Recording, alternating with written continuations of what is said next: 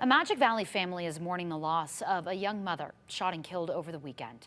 They say 20-year-old Julie Martinez was shot by her boyfriend, Junior Gamboa, also known as Alfonso Emmanuel Leon.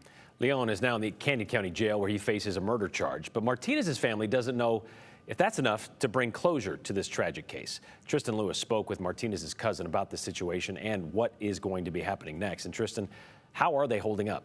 Yeah, still a lot of emotions today and just a lot of shock, too, that this even happened. Julie leaves behind a 4-year-old daughter and a brother and a sister who her cousin says she helped raise. They are planning a funeral, which they hope could bring some peace. Julie's cousin says the outcome was tragic and she feels sick because there are so many other cases just like hers. Described as funny and caring. That's one thing I'll always remember. 20-year-old Julie Martinez is remembered for bringing joy to everyone around her. Ever since she was a little girl, like despite everything she's been through, she'd be giving big old hugs and love and just being her goofy self and making people smile. Her cousin Yesenia Aguirre says above everything, Julie loved being a mother. She did have a baby at 16. She loved Ariana so much and they're always together. She was a great mother. She played that role long before having a daughter of her own. Her mother left them at a young age. She was only 10 years old, so she had to help her dad raise her little sister and her brother, and she's been such a great caretaker. Now her family, who lives in the Magic Valley, is trying to cope without their caretaker. I don't think there will ever really be closure.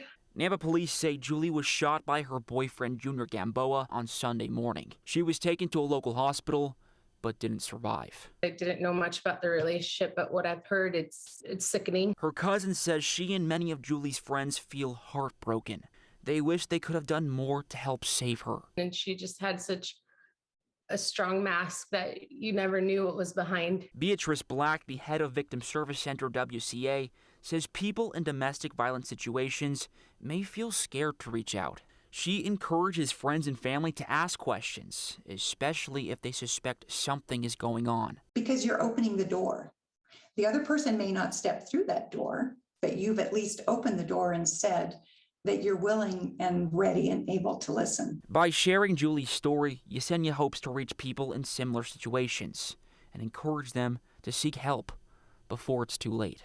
If you feel like you're alone, you're not alone. And Yesenia has a GoFundMe for Julie's family to help cover the costs of her funeral. She says all of the funds will go to Julie's daughter and father. WCA say if you know someone that's in a domestic violence situation, they have a 24/7 hotline. That number is 208-343-7025. Morgan, Brian. WCA is such a powerful, important resource in our community. Yeah, and that mask that she talked about, sometimes it's so hard to get past that. Thanks for the story, Tristan.